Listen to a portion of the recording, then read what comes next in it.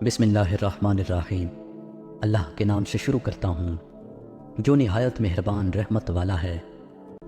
قصہ ہے شہزادی کے 3 سوال۔ کیا کوئی شخص شہزادی کے 3 سوالات کے جواب دے پائے گا؟ جانیے اس ویڈیو میں۔ ایران کا بادشاہ بہت دنوں سے پریشان تھا۔ یوں تو ہر طرف خوشحالی کا دور تھا، مگر بادشاہ کی پریشانی کی وجہ اس کی اکلوتی بیٹی تھی۔ ہر باپ کی طرح بادشاہ بھی اپنی بیٹی کی شادی کر کے اس فریضے کو انجام دینا چاہتا تھا، لیکن شہزادی نے بھی عجیب اعلان کر رکھا تھا کہ شہزادی شادی صرف اسی شخص سے کرے گی جو شخص شہزادی کے 3 سوالوں کے جواب دے گا۔ آس پاس کی ریاستوں سے بہت سے شہزادے آئے کہ شہزادی کے سوالوں کے جوابات دے کر شہزادی سے شادی کر سکیں، لیکن سب ناکام لوٹے۔ اس ملک میں ایک نوجوان رہتا تھا جس کا نام اعظم تھا۔ اس نوجوان نے اپنے باپ سے کہا کہ وہ بھی اپنی قسمت آزمانا چاہتا ہے۔ اعظم کے والد ایک عالم تھے اور برسوں سے لوگوں میں علم دین پھیلا رہے تھے۔ ملک فارس کا وزیر اعظم بڑے بڑے قاری اور شہر کا قاضی بھی ان کا شاگرد تھا۔ اعظم کے باپ نے اپنے بیٹے کی خواہش دیکھی تو کہا کہ بیٹا، اگر تو تم ناکام لوٹے تو تمہارا کچھ نہیں جائے گا، لیکن لوگوں کو باتیں کرنے کا موقع مل جائے گا اور باتیں بنائیں گے کہ ایک عالم کا بیٹا ناکام ہو گیا۔ اعظم اپنے والد سے کہنے لگا کہ بابا، بڑے بڑے شہزادے ناکام ہو کر لوٹ گئے، اگر میں بھی ناکام لوٹا تو کیا ہو جائے گا؟ یہ تو مقابلے کی دوڑ ہے، کوئی نہ کوئی تو جیتے گا، اور شاید یہ خوش نصیبی میرے مقدر میں ہو اور میں جیت جاؤں۔ آخر باپ کو اپنے بیٹے کی ضد ماننی پڑ گئی۔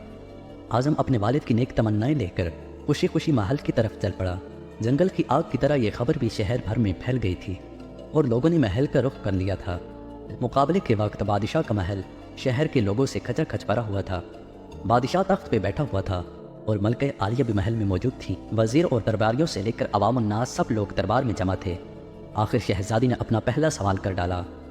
شہزادی نے شہادت کی انگلی فضا میں بلند کی۔ یہ دیکھ کر اعظم خاموش ہوا اور کچھ لمحے بعد شہادت والی انگلی کے ساتھ والی انگلی فضا میں بلند کی۔ یہ دیکھ کر شہزادی مسکرا اٹھی۔ ملکہ عالیہ نے کہا، شاباش اے نوجوان، تم پہلے مرحلے میں کامیاب ہو چکے ہو۔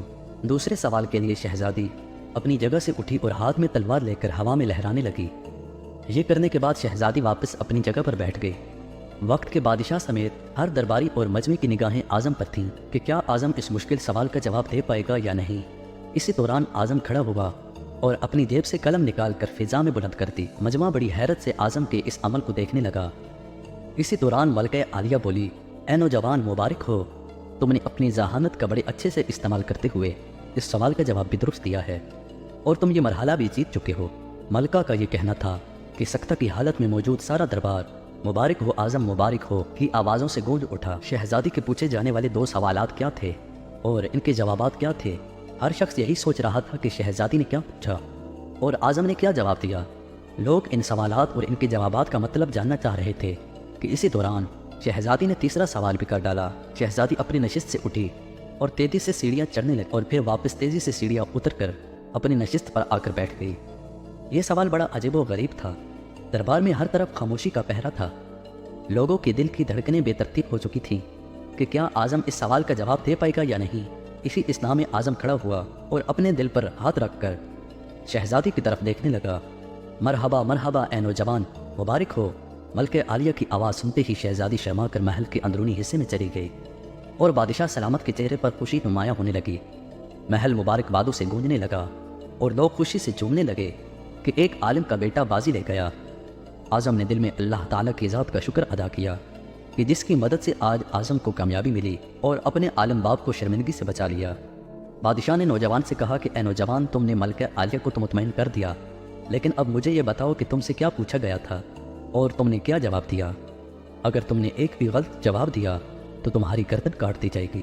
یہ سن کر اعظم بڑے پر اعتماد لہجے میں بولا کہ بادشاہ سلامت، شہزادی نے پہلے سوال میں ایک انگلی کھڑی کر کر بولا تھا کہ کیا تم اللہ تعالیٰ کو ایک مانتے ہو؟ تو میں نے جواب میں شہادت اور ساتھ والی انگلی کھڑی کر کے کہا کہ میرا اللہ اور رسول صلی اللہ تعالیٰ علیہ وسلم پر ایمان اٹل ہے۔ ماشاء اللہ، بہت خوب، ہم خوش ہوئے۔ یہ سن کر بادشاہ نے مسکرا کر جواب دیا۔ اس کے بعد اعظم نے کہا کہ بادشاہ سلامت، دوسرے سوال میں شہزادی نے تلوار چلا کر کے پوچھا تھا، بتاؤ اس دنیا میں تلوار سے بھی بڑا کوئی ہتھیار ہے؟ تو میں نے جواباً قلم کو ہوا میں بلند کر کے کہا کہ ہاں، قلم کا وار تلوار سے زیادہ طاقتور ہوتا ہے۔ واہ نوجوان، تم نے ہمیں خوش کر دیا۔ واقعی تم نے ثابت کیا کہ جاہ و جلال، دولت و وحشمت کے علم کے سامنے کوئی حیثیت نہیں۔ اب یہ بتاؤ تیسرا سوال کیا تھا؟ بادشاہ نے بڑے پیار سے پوچھا۔ आज़म आसमान की तरफ निगाह दौड़ाते हुए कहने लगा कि शहजादी तेजी से सीढ़ियां चढ़ी और फिर उतनी ही तेजी से उतर कर वापस थक कर बैठ गई। इस सवाल में शहजादी ने यह पूछा था कि मैं थक गई हूँ, लेकिन मेरे जिस्म में कौन सी एक ऐसी चीज़ है जो नहीं थकी। तो जवाबन मैंने अपने दिल पे हाथ रखा कि दिल, क्योंकि दिल ही इंसानी जिस्म में वो वाहिद चीज़ है जो पैदा होने से लेकर मौत के आने तक मुतवातिर धड़कता रहता है और नहीं थकता।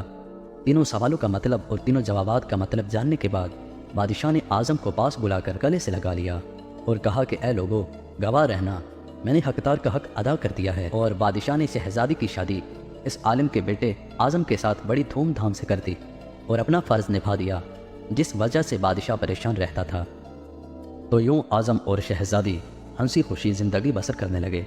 इस बात से ये वाज़ेह होता है कि अल्लाह और उसके आखिरी नबी सल्लल्लाहु ताला अलैहि वसल्लम पर कामिल ईमान ही हर मुश्किल में कामयाबी दिलवा सकता है। और दूसरा, कलम का वार दुनिया के हर हथियार से ज़्यादा ख़तरनाक है। और तीसरा, दिल, क्योंकि दिल वाकई इंसान के जिस्म का सबसे ताकतवर तरीन हिस्सा है, क्योंकि इस पर कितने भी गम टूटें, मुश्किलें आएँ, लेकिन अगर आपका दिल अल्लाह की रज़ा पर राज़ी हो तो वाकई कामयाबियाँ आपका मुक़द्दर चुनती हैं। अल्लाह अज़्ज़ व जल हमें अपना शुक्र अदा करने की तौफीक अता फ़रमाए। आमीन।